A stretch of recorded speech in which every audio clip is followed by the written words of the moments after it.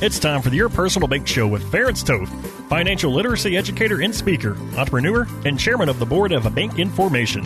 Take charge of your financial future with Your Personal Bank.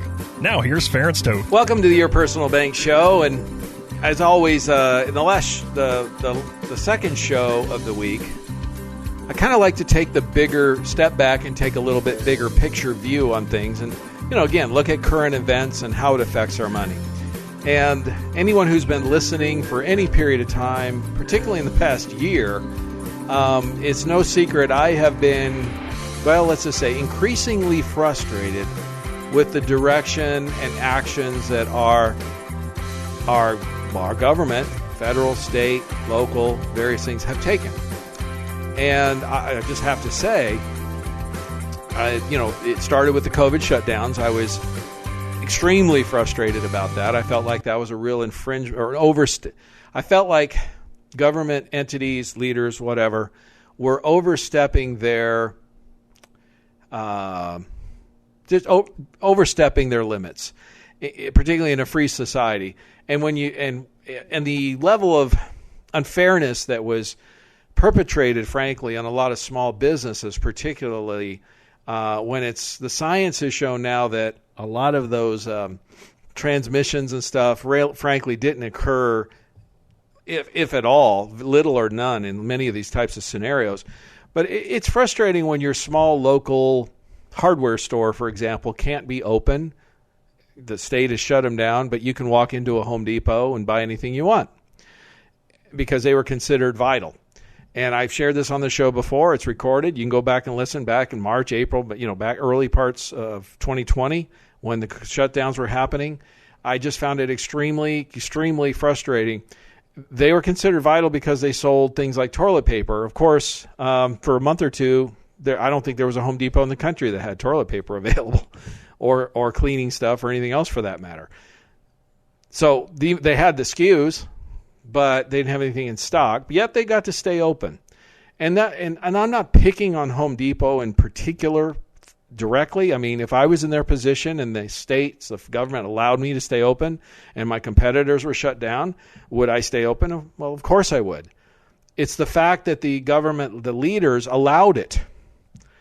The reality is favoritism was played, and a lot of the big business with having, let's face it, better connections, better contacts, lobbying, all that kind of stuff, got favorable treatment where small business did not, in most cases that we saw. And then we saw that further increase with the Paycheck Protection Programs, where a lot of more larger, well-connected business entities got money first or much more of it, and a lot of the smaller businesses and the mom and pops particularly, those kinds of things kind of got left out in the cold for the most part. It was sad. It was frustrating to see. And the impact, devastating. I mean, understand, I'm an entrepreneur. It's kind of close to my heart. And I've been an entrepreneur basically my entire adult life. I've owned 4 businesses. I've owned a retail business. I've owned a contracting business, a real estate investment company, and a financial agency. And as you've heard from frequently, I'm on the board of a bank in the process working on opening an FDIC insured bank. Brick and mortar location, the whole thing. The thing is, it's near and dear to my heart. And by the way, if we do get the bank open, that'll be a small business like any other local business would be, just like your local restaurant or anything else. So it's near and dear to my heart, and it was very frustrating to see, and we took some actions to try to help some out and encourage different groups that were helping. But the reality is the shutdowns were devastating to many small business owners. And it's not just about the money, folks. A lot of small business owners, and I can tell you personally, my hand, it's not, you don't always go into business for the money. I mean, yes, you want your business to be profitable and be successful and make an income. But many small business owners do it because it's a passion of theirs. There's something that they're passionate about, they care about. They see a problem, they want to fix it. They see a need, they want to fulfill it in the industry, in the marketplace, and they put their blood, sweat, and tears, their money, they put out their energy, everything into it. And many times these businesses are passed down even generation to generation. So it's the common joke of lots of entrepreneur families is, if the family has, say, 2 kids, there's a third kid. It's 2 kids in the business is the third baby, right? I get that. It really is like that. So when it's like losing a kid almost. I mean, the amount of emotional toll, emotion and energy that many small business owners pour into their businesses. Those that are still surviving, kudos to them. I mean, we were fortunate with our business. We're in the type of business that actually the shutdowns not only didn't hurt at all, hardly at all. In fact, it in many ways enhanced our business. So it made it easier by not having to meet so many people in person, made it more capable of meeting people online, using Zoom and all that. I've been doing that for years anyway. I've shared that many times.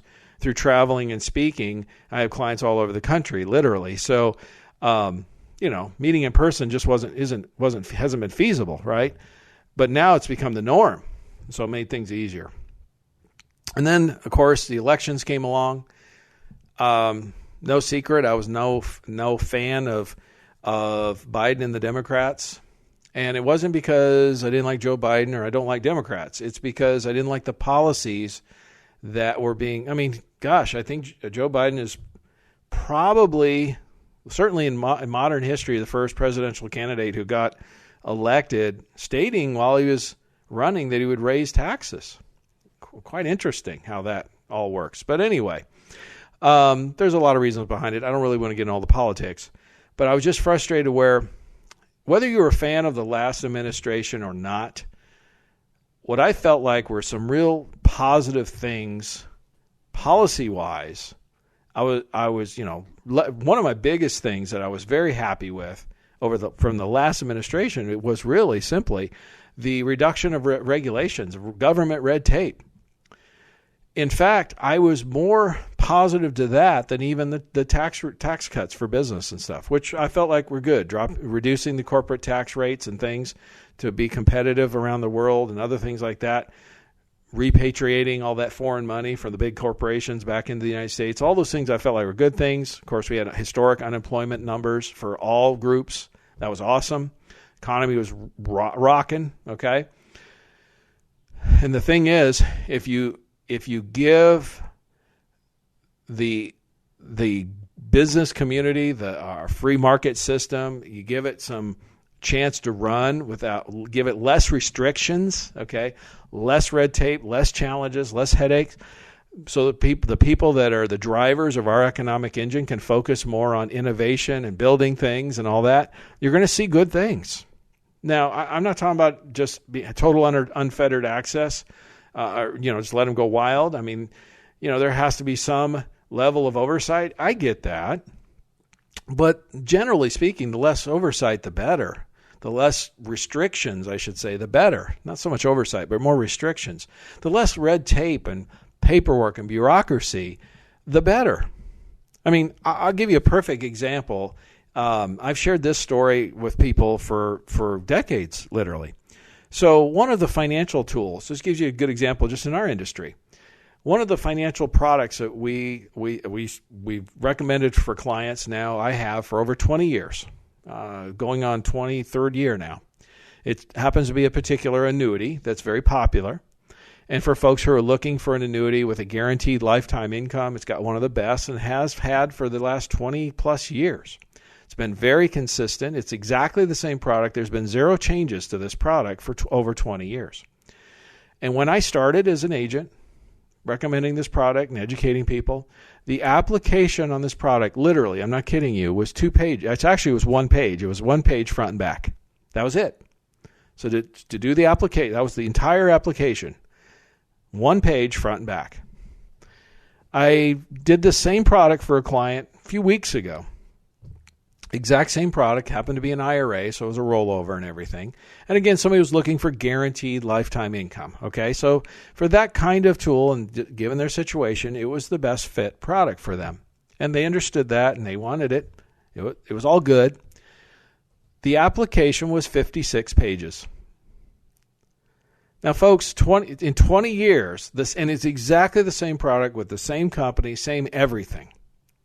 And we've gone from 2 pages to 56 pages. Now, there's compliance and things like that in place today that wasn't around back then. Things I kind of joke back then was more like the Wild Wild West, wild and woolly. Things were, so there's been some good things that have occurred as a result of tightening some things up. I'm all in favor of that. But when you go from 2 pages to 56 on one product, I mean, is that overkill? I mean, the bad actors are going to be bad actors. The reality is simple. The folks that are trying to do the right thing and trying to take care of the clients and do the right thing that's been probably my number one thing. I've always wanted to try to do what I felt like was the best for my clients from day one. Whether it's 2 pages or 56 pages, it doesn't change how I approach the situation or what I'm going to recommend to the client. If it's best for the client, then that's what I'm going to recommend. So it doesn't change what most of us do. It just slows things down. It makes it harder. It makes it more difficult to do business because some people look at that and I've had some people say, whoa, I don't want to fill all that out. That's crazy. Now it's gotten a little better, online applications, automated some of it and things like that. But still, it still takes far longer to do an application today than it did 20 years ago. And if you just add, let's say it takes extra 15 minutes or 30 minutes or whatever that may be, and you multiply that times a dozen or 50 or 100, you see where I'm getting at. My productive time in helping people is hampered or reduced because of extra paperwork, extra bureaucracy, extra regulations. And that's just one simple personal example that I deal with on a regular basis. You take that same idea and you multiply that out over basically every area of business out there. And tax returns are way more complicated today for businesses than they were 20 years ago. I can tell you that for a fact, personally. You add all this stuff up, it's a burden. It becomes a burden, and it's a weight on the economy. So again, my point was simple. Less government bureaucracy, the better. It's better for our economy. It's better for our lifestyle. It's better for our income. It's better for our retirement. Stay tuned in the next segment. We're going to talk about a few more things that I'm very upbeat about. So don't miss it. For more information on Your Personal Bank, feel free to contact Ference at yourpersonalbank.com.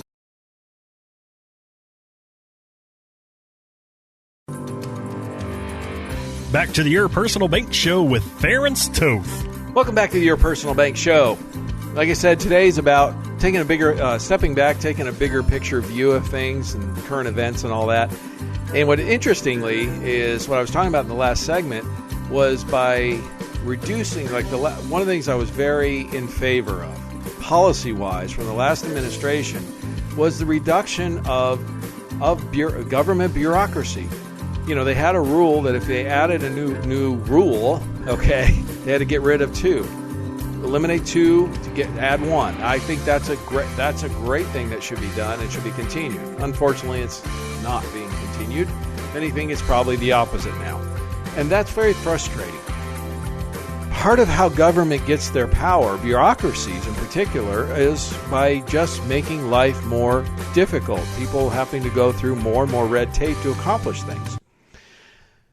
It's good for government power and bureaucracy. It's bad for individual lives and freedoms and the economy. I shared an example, in the last segment, a personal one. Interestingly, if you missed the last show where I talked a lot about taxes and how to reduce income taxes and using Your Personal Bank as a great tool to accomplish that, whether it's current or down the road future. I had a comment by one of the listeners just this past week. I was talking about in a show a week or two ago about, wouldn't it be great? Wouldn't it be just awesome if we could just have a flat tax? See, I remember the days when I think it was Steve Forbes was running, and his big thing was he was running on a flat tax. And I think at the time he was talking about 15%, and he was showing where your tax return could be done on a postcard. I was totally in favor of that. That was, to me, so awesome. Now, understand, what I do for a living, it would actually negatively impact my business and my industry. I'm still totally in favor of it. And the reason it would negatively impact is, well, I wouldn't have people contacting me because working out ways to reduce their income taxes. There's ways to do it that are legal. You gotta jump through some hoops or place. I'm not so say play games, but you have to reallocate things and set things up and talk to an advisor typically and to analyze the numbers and see what makes sense, which is good for business, but is not good for the economy or the individual. And my opinion is, if we just had a flat tax, that part of our business would dissipate, but we could benefit for so many other things that it'd be more efficient for everybody. Our economy would boom, okay, because it would be simple. Now, most CPAs and tax people, of course, tax attorneys would be out of business. I don't think that's a bad thing. I know if you are one, I'm sorry, you probably don't agree with me. I get it, because that's your livelihood we're talking about. But think about just a minute if you could do your tax return on a postcard. That would be truly awesome. You get a certain amount of income, and maybe, I don't know, the first, there's a standard, everybody gets a standard deduction. So the first, right now it's like $12,000 for an individual and $24,000 for a married couple. That's a deduction. You don't pay any tax on that. Then after that, you start paying tax. What if, the first $24,000 of income or $36,000, $50,000, heck, I don't care. Pick a number. So that takes care of all the lower income people. There's zero tax on that first chunk of money that everyone earns. And whether it's a business or an individual, it shouldn't matter. If it's investment income, earned income, all of it, just period. You make money, however you do it. If you make your first $50,000 or whatever, or your first $40,000 or $30,000 or whatever, pick a number. I don't care. What makes sense would be tax-free. And then anything over that, you pay 15% or whatever the number is, up to infinity. No deductions. Nothing. That's it. It'd be so simple. So if you made $100,000 and your first 25 was free, you have 75,000 over, and you pay 15% on that. You do your calculator, and that's your tax. Done. Now, would a lot of really big businesses pay more in taxes? Heck yeah, they would, because they wouldn't be paying these high-powered, high-cost tax attorneys to navigate and go offshore and do all these other things that they do to reduce or eliminate their taxes. It was a famous example, I think a year or so ago, Amazon being something like the most profitable company, or one of the most profitable companies in the country, paid zero income tax that year, okay, and did it legally. My point is, if you're willing to pay, if you're big enough and you make enough and you're willing to pay enough money, tax attorneys can work it out to reduce or even eliminate your income tax. It can get pretty convoluted and expensive to do it, but if your tax liability is high enough, it's worth it. And Amazon proved that, okay? So my point is simple. We can eliminate all that. And think of all that wasted energy just to avoid or reduce taxes that could be applied to more productive use. How's that? And it would just make it simple, and it would accomplish something that today I know is sorely lacking, but you know what? It'd make it fair. Everybody would just pay the same based on whatever they made. Again, we have a certain bottom limit. Anything under that, you don't pay. After that, you pay a certain level, and that's it. And there's no deductions, no nothing. Boom, you just go. Wow, it would be awesome. Now, probably will never happen. I know this is a pipe dream. But it kind of gives you an idea of where I'm coming from, is that's a financial literacy thing, where our thinking should be.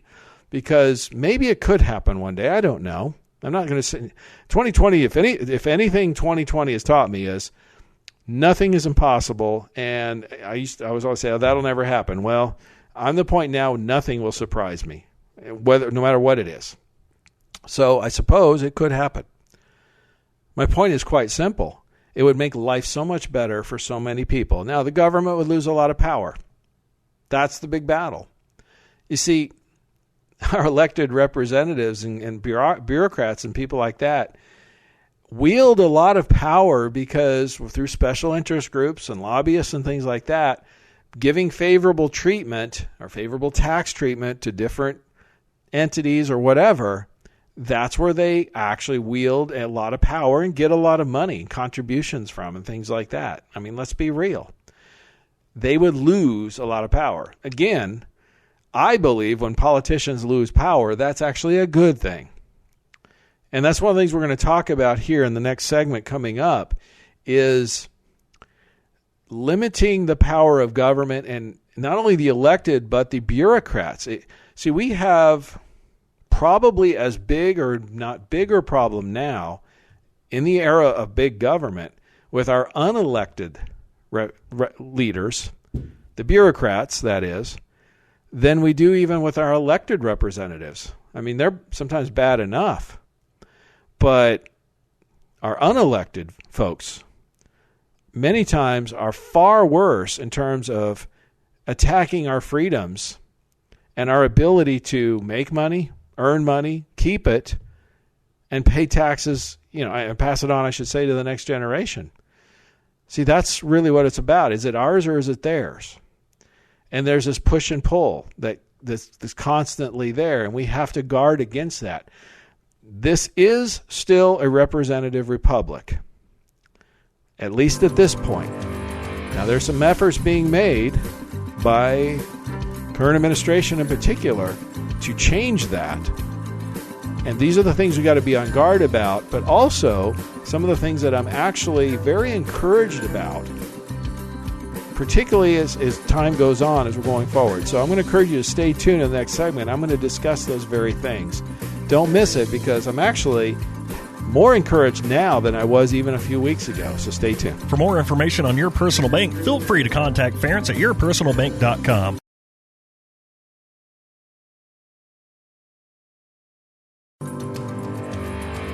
Back to the Your Personal Bank Show with Ference Toth. Welcome back to the Your Personal Bank Show. Really, today I'm talking about some of the things that I'm getting very encouraged by, I should say. Now, look, I was starting to say in the first segment, if you've been listening to the show for any period of time, I've been getting increasingly frustrated with the direction of our government, particularly the federal government, some of the states, locals, all that kind of stuff. And again, it started with the COVID shutdowns. It piled on with the Paycheck Protection Program, the unfairness of it all, the election of Biden.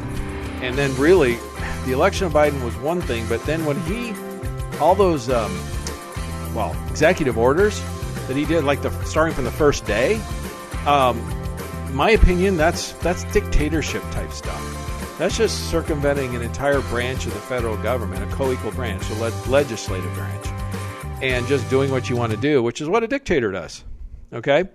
I found that extremely frustrating. We're in a representative republic, not a dictatorship. And really, just, it was an extremely close election. Okay?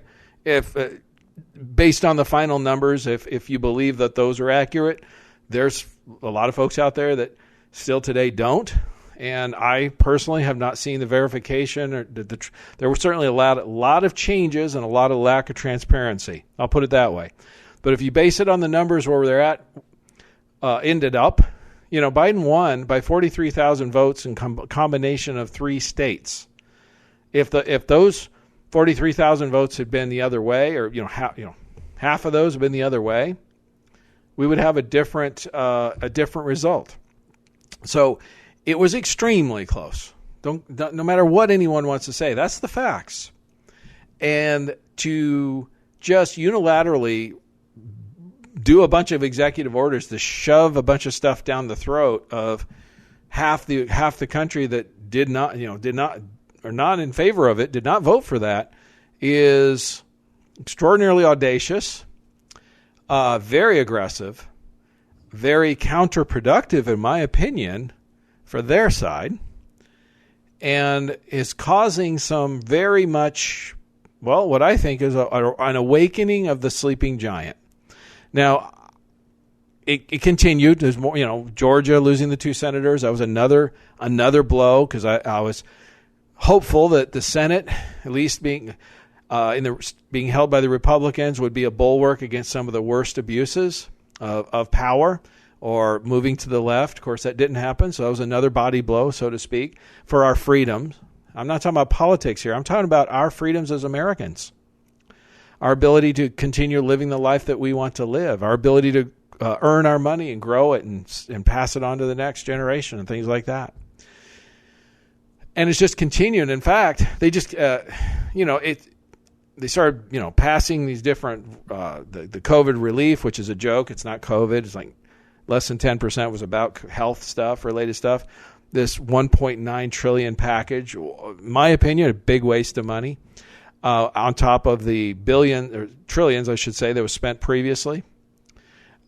So spending $6 trillion in a year, for example, combined, it's crazy. And now we're seeing things like, wanting the House is, putting out, stacking the Supreme Court, adding 4 justices to the Supreme Court so Biden could pick 4 more, D.C. statehood. I mean, there's just piling on. I made this statement before about spending money like a drunken sailor. Well, now it feels like or seems like the Democratic Party is drunk with power. And they're going all out. I'll give them that. They're going all guns. And they're going great. The immigration situation, letting a bunch of illegals in. Let's face it, that's what's happening. Not to the benefit of the people that are here, obviously, the citizens, or the folks that did come legally, because there's going to be pressure on jobs and the economy, and a lot of costs and a lot of things. Plus, they're here illegally. They broke the law. The effort is to try to create more voters for them. Everything that they're doing is abundantly obvious in terms of they're doing things to try to maintain power or gain more power, or frankly, something Biden said just a few weeks ago, where somebody was asking about running again for re-election, and he kind of jokingly said, well, if there is, who he'd be against or whatever, and he sort of half jokingly said, if there'll be a Republican Party in 4 years. That level of audacity, I guess, the fact that he's just totally dismissing 75 million voters, here's the good news. People are waking up. As they keep taking more and more aggressive steps to abuse our freedoms and change our very country and our way of life that we've had for hundreds of years, literally now, the more people are stepping up, the more they're getting frustrated, the more they're paying attention. And I believe what's happening is they're awakening a sleeping giant. And the silent majority is becoming not silent anymore. And that's the good news. We're going to talk about that further in the next segment, so don't miss it. For more information on Your Personal Bank, feel free to contact Ference at yourpersonalbank.com. Back to the Your Personal Bank Show with Ference Toth. Welcome back to the Your Personal Bank Show. We're wrapping this up today, but actually, I want to say I'm getting more and more encouraged by the day. It's no secret if you've been listening to this show for a while, I've gotten increasingly frustrated, and it started, like I said in the previous segments, it started with the original COVID shutdowns, and it's just been accelerating as our government's taken a bigger role in our lives. Here's the thing you need to understand. Prior to this past year, I didn't talk much about government. I didn't really think a lot about the government. I didn't deal with the government all that much. And see, that's a good thing. My opinion is the government should be quietly behind the scenes doing what they need to do to protect our freedoms, protect our borders, handle commerce, and various other things. And unless we're dealing with them in some direct manner, they should be something that's kind of in the background, humming along, operating efficiently, and doing their job. So we can focus on living our lives, do what we do, enjoy our freedoms, life, liberty, and the pursuit of happiness, right? It's in the Declaration of Independence. Some people have kind of forgotten that. Well, when all this stuff, these encroachments on our lives, and that's what they are, they're encroachments, and then they've continued and piled on, it's forced many of us, like myself, to start taking a look at what is the government doing? What are they all about? And why are they in our life? Why are they bothering us? And at first it was annoying and frustrating. And I know and it grew. It got worse and worse. And level of anger. And one of my previous shows, I talked about how dare they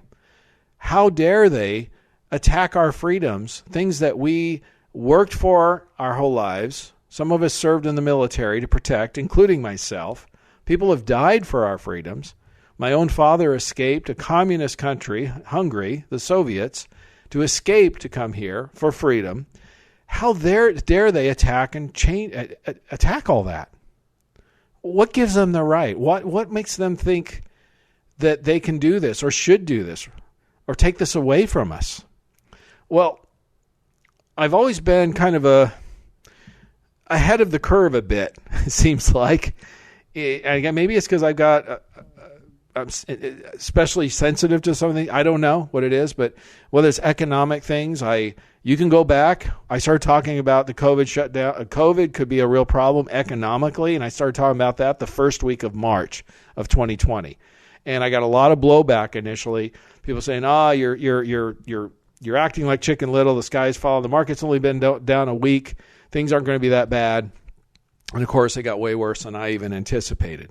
I've always been kind of a little bit ahead of the curve, I guess. I'm not sure why, but again, I guess it's because I'm paying attention, my finger's on the pulse, and I'm sensitive to that kinds of things, right? So the reality is this. I may be a little ahead of the curve on this because what's funny is I'm seeing a lot of people getting more and more frustrated and are waking up to the threats to their freedoms and are starting to take steps and standing up for their rights, which is actually making me calmer and happier and more encouraged. And the reason is because I've felt all along I was in the majority. There's no way you can convince me that all of a sudden in this past year our country has made a major reversal in terms of what we think, what we believe, what we want. I just didn't believe that. What I believed was there was a vocal minority that was being very loud, happened to manage to wiggle themselves into power, not fully sure how exactly they accomplished it, but they did, and then are taking every opportunity, every chance they can to try to, they're drunk with power. They're trying to grab everything they can. It's blatantly obvious that the steps that are taking are nothing more than trying to grab and attain power forever. Now, that's not our government.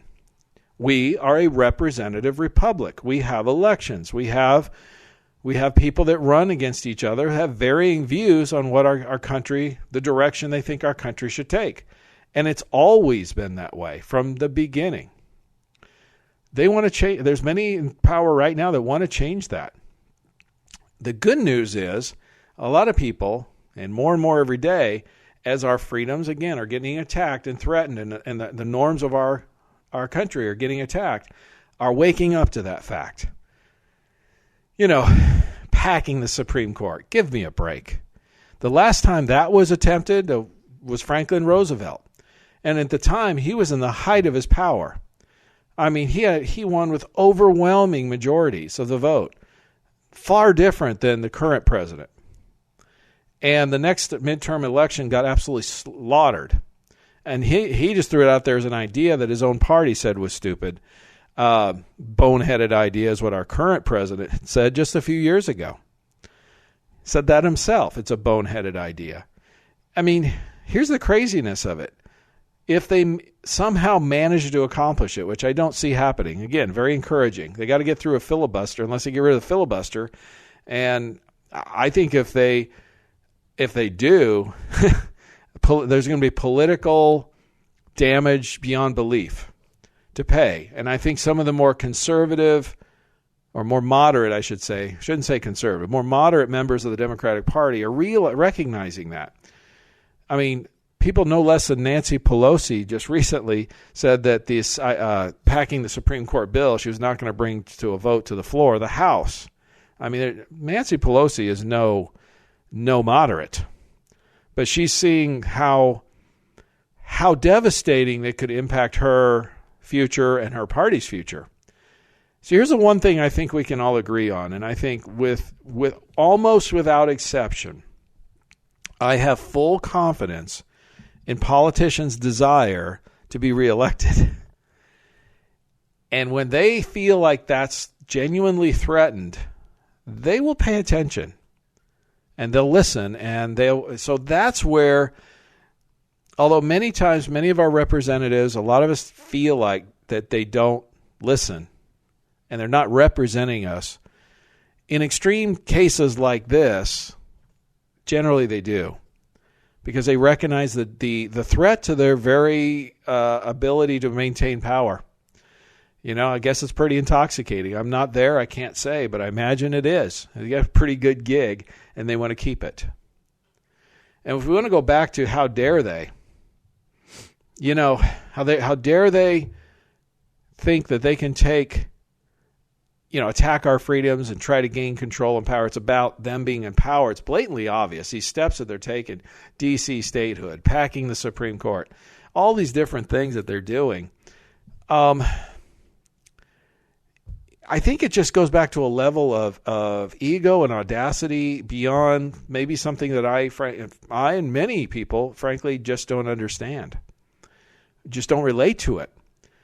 The fact that they think that they could even get this done is amazing, but whatever. Here's what I'm excited about. Here's what I'm encouraged by. There's two key items that, the polls over and over again are showing 75% of Americans are in favor of ID for voting. That's all Americans.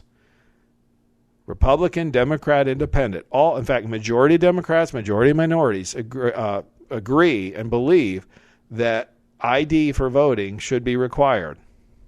Interesting. Also, about 75% of all Americans agree that illegal immigration should be stopped. Again, majority of Democrats, minorities agree. So when you have situations where you have an administration that's pushing for elections where nobody has to show an ID to vote, so you have no idea who's voting. So no, it makes it easier to cheat. The reality is, if you're against ID for voting, you're for cheaters. I like the whole thing. Make it hard, easy to vote, hard to cheat. I'm all in favor of that. Simple as that. And then let the chips fall where they may. And the immigration, I've said this many times. My dad is a legal immigrant. I'm first generation. Why should somebody be allowed to come across the border unfettered, without us knowing who it is, any of that, not going through the process? My dad had to. Took him years to get here, became a U.S. citizen, did the whole thing, and did it right. We're a nation of immigrants. Most of us can go back in our family history. If we go back far enough, there's an immigrant or two. And in most cases, those immigrants came legally, didn't they? They came here for a better life. It's a family history thing. It's a family heritage thing. We're here because those ancestors and our families came here for the land of opportunity for a better life. And they came for the better life not just for themselves in most cases. They came for a better life for their future generations. So really, this illegal immigration, allowing people to come illegally and then giving them freebies, giving them stuff, and giving them citizenship, is an affront to anyone's family who came in their heritage from somewhere else and came legally, which happens to be most Americans, interestingly enough. So my point is, we have two issues. I think there's two issues there that are overwhelmingly Americans agree with. All Americans of all stripes, all types, all political beliefs that agree are bad and should be stopped. And they're going gung-ho. The current administration is moving gung-ho forward on those two areas as hard as they can, which I think they're going to do to their detriment. My opinion is, it looks like more and more they're going to go down they're going to go down in flames like the Hindenburg when the midterm elections come along. It'll be interesting to see what happens. But, I mean, the Senate literally is 50-50 senators. Democrat or Republican. It only takes one to flip the Senate. And the House is something like around 7, I think, 7 or 8, something like that. There's like 7 or 8, one of the smallest majorities since, I think, 1947 is the last time that the House has been so close. So 7 or 8, less than 10, we'll put it that way, less than 10 seats could flip the House. And if the House or the Senate flip parties, most of the shenanigans and the silliness and the chaos that's been going on, that's just been overwhelming our country and overwhelming people, a lot of that will go away. And I believe most Americans, the majority of Americans, understand that, agree with that. And again, if we just go back in history, history doesn't repeat itself, but it sure echoes. As I was stating, the last time that somebody proposed to pack the Supreme Court, Franklin D. Roosevelt, which he didn't. All he did was propose it. His party said it was a dumb, bad idea. He didn't do it. And his party lost 70 House seats in the next midterm election. We need less than 10 for the House to flip parties and to stop this craziness, this chaos that's been foisted upon the American people by a very loud, almost militant minority. And those two subjects, 75%, again, immigration and voter ID, 75% of Americans agree on, and the current administration is on the wrong side of it. So that is why I'm encouraged. So I'm going to encourage everybody to keep up the good work. Keep stepping up. Do not be if you believe these things are bad, then speak up and say so. Don't let people to quiet you. We have the freedom. We have freedom of speech still. We can agree to disagree, but don't let them shut you down or quiet you, because that's another thing. The censorship stuff. It gives you an idea of how weak somebody's position is if they disagree with you, their response is just to shut you down. Do name calling and shut you down. That shows the weakness of somebody's position. So we're in a good place. I believe it's going to get better. We just got to weather through where we're at, do the best we can, and look forward to a better tomorrow. And stay tuned to Your Personal Bank Show. We'll keep you up to date on all this and help you out with your money, your future, your retirement, all of it. For more information on Your Personal Bank, feel free to contact Ference at yourpersonalbank.com. This show is designed to provide accurate and authoritative information. The presenter and guest on this program do not engage in legal, accounting, or tax advice. Professional advice regarding your situation should be sought if required. Products and riders may have limitations and may not be available in all states. Excessive unpaid loans may affect performance. Distributions may become taxable if not managed properly. Replacements may not be suitable for everyone. There may be charges when replacing coverage. Compare when considering a replacement. Dividend rates and baseline of credit rates may change. Contact yourpersonalbank.com for current rates.